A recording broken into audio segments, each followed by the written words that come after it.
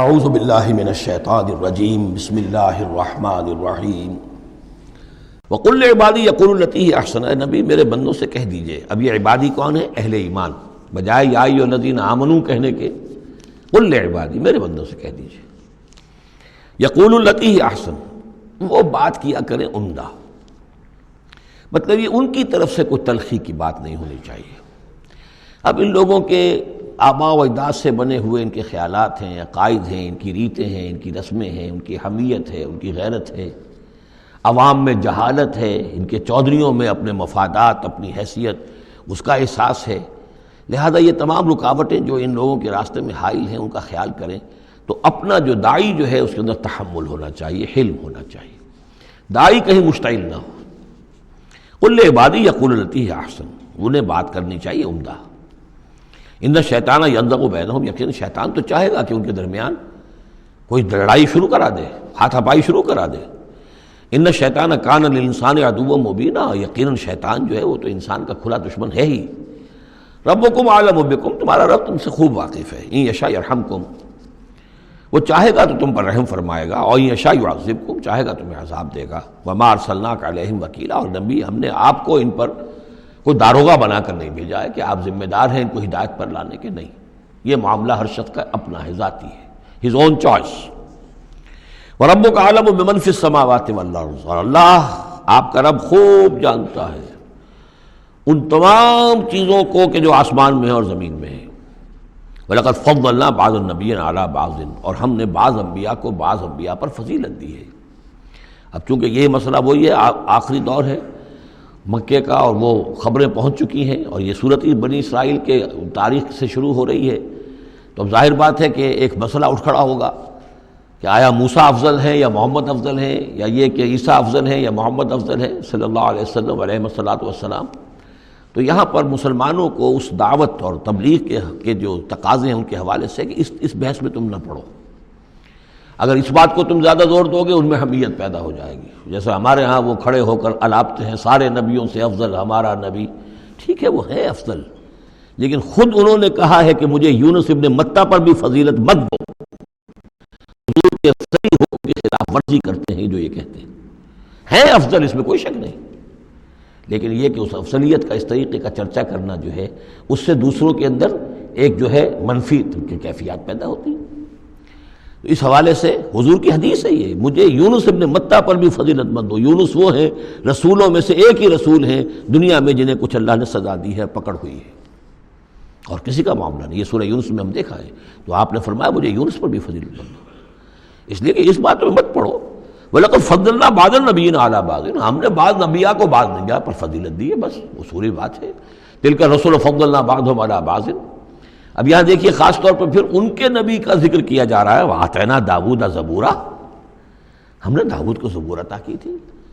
ہم ان انبیاء اور رسل کے جو عظمتیں ہیں، ان کے جو مقامات ہیں، ان کے اعتراف میں، ان کے اعلان میں ہمیں کوئی باک نہیں، ہمیں کوئی جھجک نہیں۔ قُلِ ادْعُوا الَّذِينَ زَعَمْتُم مِّن دُونِهِ، کہیے ان سے کہ پکارو انہیں جنہیں تم سمجھتے ہو کہ اللہ کے سوا کوئی معبود ہے، کوئی کار مختار وہ بھی ہیں۔ فلا یملکون کشف الضر عنکم ولا تحویلا، تو انہیں کوئی اختیار حاصل نہیں ہے، نہ تو تم سے کوئی تکلیف دور کرنے کا اور نہ ہی کوئی حالت کو بدل دینے کا۔ اولئک الذین یدعون، وہ ہستیاں جنہیں یہ پکار رہے ہیں۔ پکارنے والوں میں دیکھیے کہ پکارنے میں ایک تو ایسے بھی تھے خیالی ہستیاں جن کا کوئی وجود ہی نہیں، من گھڑت، لیکن پکارے جانے والے انبیاء، اولیاء اللہ یا فرشتے یہ بھی تو ہو سکتے ہیں نا۔ لیکن اس عالم امر میں، اس عالم غیب میں ان کا حال کیا ہے جنہیں یہ پکار رہے ہیں؟ ہم کئی دفعہ دیکھا ہے انہیں پتہ بھی نہیں کہ یہ ہمیں پکار رہے ہیں۔ قیامت کے دن وہ تو انکار کریں گے، ہمیں کوئی معلوم نہیں تھا کہ تم نے ہمارے ساتھ یہ گستاخیاں کی ہیں اور ہمیں شرمندگی کا سامان بن گئے ہو، کہ اللہ تعالیٰ کے سامنے ہماری شرمندگی ہے کہ اللہ تعالیٰ کے ہاں پیش ہو رہے ہیں کہ ہمیں مد مقابل بنایا گیا اللہ کا۔ لہذا اولئک الذین یدعون یبتغون الی ربہم الوسیلۃ، اس عالم غیب میں وہ تو خود اللہ کے، اپنے رب کے تقرب کے متلاشی ہیں۔ یہ وسیلہ کا لفظ آ چکا ہے اس سے پہلے۔ یبتغون الی ربہم الوسیلۃ ایھم اقرب، یعنی اس عالم امر میں بھی درجات ہیں، فرشتے ہیں، طبقہ اسفل کے فرشتے ہیں، پھر درجہ اعلیٰ کے فرشتے ہیں، پھر مقربین بارگاہ ہیں، پھر وہ جو ہے ملائے اعلیٰ جس کو کہا جاتا ہے، ملائکہ مقربین ہیں۔ تو ان کے اندر بھی ایک درجہ بندی ہے، اور وہ اس عالم کے اندر بھی جیسے یہاں اللہ کے بندے تقرب اللہ کی کوشش کر رہے ہیں، وہ وہاں پر وہ بھی اس عالم کے اندر، بس فرق تو یہی ہے کہ وہ ہماری نگاہوں سے اوجھل ہے۔ جب تغون الی ربہم الوسیلۃ ایہم اقرب، چاہتے ہیں کہ اور آگے بڑھیں اور قرب ہو جائے، ایک دوسرے سے آگے نکل جائیں۔ وَيَرْجُونَ رَحْمَتَهُ، اور اس کی رحمت کے امیدوار ہیں، وَيَخَافُونَ عَذَابَهُ، اور اس کے عذاب سے ڈرتے رہتے ہیں۔ ان عذاب ربک کان محذورا، واقعہ یہ ہے کہ آپ کے رب کا عذاب جو ہے واقعتاً ایسی شے ہے جس سے ڈرتے رہنا چاہیے۔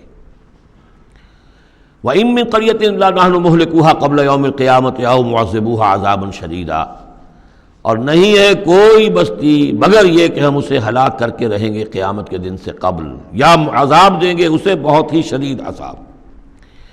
اس آیت کو جوڑ لیجئے گا، چونکہ یہ جوڑا ہے یہ سورت اور یہ سورہ کہف۔ لِيُنذِرَ بَأْسًا شَدِيدًا مِّن لَّدُنْهُ، بہت بڑی جنگ اور بہت بڑی تباہی جو آنے والی ہے قیامت سے قبل، اس کی طرف اشارہ ہے کہ یہ جو، اور آج کل جو بھی آپ تصور کر سکتے ہیں کہ ایٹمک جنگ اگر ہو جائے تو کیا ہوگا دنیا میں، نیوکلیئر وار ہو، اور کسی بھی وہ چھڑ سکتی ہے، لیکن یہ کہ قیامت سے پہلے الملحمۃ العظمیٰ، ایک بہت بڑی جنگ ہونے والی ہے، جس کی کہ احادیث کے اندر خبریں ہیں، جس کا تذکرہ پھر آئے گا سورہ کہف کے اندر صراحت کے ساتھ۔ تو کوئی بستی ایسی نہیں ہے، قیامت سے پہلے وہ عذاب آئے گا۔ اور معذبوها عذابا شدیدا کان ذلک فی الکتاب مستورا، اور یہ تمام چیزیں جو ہیں اللہ کی کتاب میں لکھی ہوئی ہیں، طے شدہ ہیں، وہ آنا ہے، اس کا ایک ٹائم ٹیبل معین ہے۔ وما منعنا نرسل بالآیات، اور ہمیں نہیں روکا اس سے کہ ہم آیات بھیجیں۔ اب وہ مسئلہ چھڑ رہا ہے دوبارہ جو سورہ انعام سے چل رہا ہے کہ نشانی کیوں نہیں دکھاتے، حصے نشانی، کوئی معجزہ۔ یہاں اللہ تعالیٰ فرما رہے ہیں کہ ہم نے اس طرح کے معجزے دکھانے کیوں بند کر دیے۔ وما منعنا، نہیں روکا ہم کو اس سے کہ ان نرسل بالآیات، کہ ہم وہ معجزات دکھائیں، الا ان کذب بها الاولون، اس لیے کہ ہم نے یہ دیکھ لیا کہ پچھلوں نے بھی جھٹلایا ان کو۔ نہ تو سمود کو جو ہم نے ناقہ دی تھی ان کے مطالبے کے اوپر اس پر کوئی ایمان لایا، نہ عیسیٰ کو جو آخری معجزے ہم نے دے دیے، زندہ جانور پیدا کر دینا، گارے سے بنانا، پھونک مارنا اور اڑتا ہوا وہ پرندہ بن جائے، اور مردہ کو کہنا قم باذن اللہ، اور وہ کھڑا ہو کے چلنے لگ جائے، اب اس سے آگے کون سا معجزہ ہوگا؟ لیکن کوئی مانا معلوم ان کذب بها الاولون، پہلوں نے بھی ان معجزات کا انکار ہی کیا، جھٹلایا۔ وآتینا ثمود الناقۃ مبصرۃ، ہم نے سمود کو، قوم سمود کو، ان کی آنکھیں کھولنے کے لیے ہم نے اونٹنی والی نشانی دکھا دی، فظلموا بها، انہوں نے اس پر بھی ظلم کیا۔ وما نرسل بالآیات الا تخفیفا، اور ہم نہیں بھیجتے اپنی آیات نشانیاں مگر صرف خبردار کرنے کے لیے، وہ خبردار کرنے کے لیے اب ہم اپنی قرآن مجید کی آیات بھیج رہے ہیں۔ وَإِذْ قُلْنَا لَكَ إِنَّ رَبَّكَ أَحَاطَ بِالنَّاسِ، اور جب ہم یہ کہتے ہیں کہ آپ کے رب نے تو لوگوں کا احاطہ کیا ہوا ہے، تب بھی یہ کہتے ہیں اس کا کیا مطلب ہے؟ کہاں ہے اللہ؟ کہاں ہمارا احاطہ ہوا ہے؟ اب ظاہر بات ہے کہ یہ مسئلہ ہے جو سمجھیے فلسفے کے مشکل ترین مسائل میں سے ہے، حقیقت و ماہیت وجود۔ ایک اللہ کا وجود ہے، ہر جگہ ہے، ہر آن ہے، لیکن یہ کہ یہاں دنیا میں ہے کہ نہیں ہے، یہ دنیا ہے یا اللہ ہے، کیا ہے؟ اب یہ سمجھ میں آنے والی بات نہیں ہے، اسی لیے کچھ لوگوں نے اس کو ہماوست، سب کا یہ کائنات جو ہے خدا ہی ہے، خدا ہی نے یہ روپ دھار لیا ہے، جیسے انسانوں کا روپ دھار لیتا ہے وہ اوتار کی شکل میں آ جاتا ہے، ایسے خدا نے اس کائنات کی شکل اختیار کر لی ہے۔ اس کو پینتھیزم کہتے ہیں انگریزی میں، ہماوست، سب خدا ہی ہے۔ یہ بہت بڑا کفر ہے، شرک ہے۔ تو کیسے سمجھے؟ بہت سی چیزیں ہیں جو انسان کی سمجھ سے بالا تر ہیں۔ اللہ ہے کیسے ہے؟ کیا دنیا میں اللہ نہیں ہے تو اللہ کی ذات محدود ہو گئی؟ پوری یہ کائنات اس میں اللہ کا وجود ہی نہیں ہے تو اس کا مطلب یہ کہ اللہ تو پھر علیحدہ کہیں ایک محدود سی شخصیت ہو گئی جو کسی جگہ پر ہے، لیکن اللہ تو ایبسلیوٹ ایگزسٹنس ہے اس کی، کسی حدود اور قیود اور زمان و مکان اور سمت ان سے تو باورا ہے، وراء الورا ثم وراء الورا۔ وَمَا جَعَلْنَا الرُّؤْيَا الَّتِي أَرَيْنَاكَ إِلَّا فِتْنَةً لِلنَّاسِ، اسی طریقے سے اب یہ مسائل گنوائے جا رہے ہیں کہ جو لوگوں کے لیے بڑے، ان کا چونکہ ان کی طرف سے ان کا رد عمل جو ہے وہ صحیح نہیں ہوتا، لہذا اللہ تعالیٰ نے معجزے دکھانے بند کر دیے ہیں، اور حضور کے بارے میں طے کر لیا کہ وہ معجزہ نہیں دکھائیں گے جس طرح کا معجزہ یہ مانگ رہے ہیں۔ اسی طرح ہم نے جو آپ کو مشاہدہ کرایا جس شب معراج کا، وما جعلنا الرؤیا التي، رؤیا یہاں خواب کے معنی میں نہیں ہے، جیسے رؤیت بصری ہے، ہم دیکھ رہے ہیں، یہ بھی تو رؤیت ہی ہے، تو حضور کو باقاعدہ مشاہدہ کرایا، التي اریناک کا جو آپ کو دکھایا ہم نے، الا فتنۃ للناس، وہ بھی لوگوں کے لیے فتنہ بن گیا۔ لوگوں نے کہا کہ یہ تو معلوم ہوتا کہ اب بالکل ہی ان کا دماغ چل گیا ہے، معاذ اللہ ثم معاذ اللہ۔ بہت خوش ہوئے تھے مشرکین مکہ، بہت خوش ہوئے، چلو جی چلیے اب ہماری مشکل حل ہو گئی، اب تو ہم تمام مسلمانوں کو باور کروا لیں گے کہ آج تک تم نہیں مانتے تھے، واقعتاً محمد کا دماغ چل گیا ہے صلی اللہ علیہ وسلم۔ وہ کہہ رہے ہیں میں راتوں رات بیت المقدس بھی ہو کے آ گیا ہوں اور میں آسمانوں کی سیر کر کے آ گیا ہوں۔ اب یہ بات ناقابل قیاس، کیسے انسان سمجھے، گمان نہیں کر سکتا۔ آج تو پھر بھی آپ سوچ سکتے ہیں کہ آج تو آپ کے پاس وہ ذرائع ہیں کہ چاند پر بھی آپ پہنچ گئے ہیں، لیکن یہ کہ آج سے آپ 1400 برس پہلے کے انسان کے بارے میں سوچئے، اسے بیت المقدس جانے کے اندر بھی جو ہے 15 دن لگتے تھے، تو کیسے وہ گیا اور گئے بھی اور آ بھی گئے رات ہی رات کے اندر۔ بڑے خوش ہو کر آئے حضرت ابو بکر کے پاس، ابو بکر سنا تمہارے ساتھی کیا کہہ رہے ہیں؟ کہ کیا کہہ رہے ہیں؟ وہ کہہ رہے ہیں میں رات کو بیت المقدس ہو کر آ گیا ہوں۔ ایک دفعہ ایک لمحہ توقف کیا، کیا واقعی کہہ رہے ہیں؟ ہاں کہہ رہے ہیں، چلو ہم تمہیں ملوا دیتے ہیں، ان سے کہلوا دیتے ہیں، چلو صحیح، اگر وہ کہہ رہے ہیں تو ٹھیک کہہ رہے ہیں، بس ختم۔ اس دن سے صدیق کا لقب، وہ کہہ رہے ہیں تو ٹھیک کہہ رہے ہیں۔ اور فرمایا جب میں یہ مانتا ہوں کہ آسمان سے روز ان کے پاس فرشتہ آتا ہے، تو اگر وہ آسمان ہوا ہے تو کون سی بڑی بات ہو گئی؟ اگر اللہ کا فرشتہ آسمان سے روز آتا ہے ان کے پاس، تو وہ آسمان تک ہو کے آ گئے تو کون سی بڑی بات ہوئی؟ وہ اگر کہہ رہے تو سچ کہہ رہے ہیں۔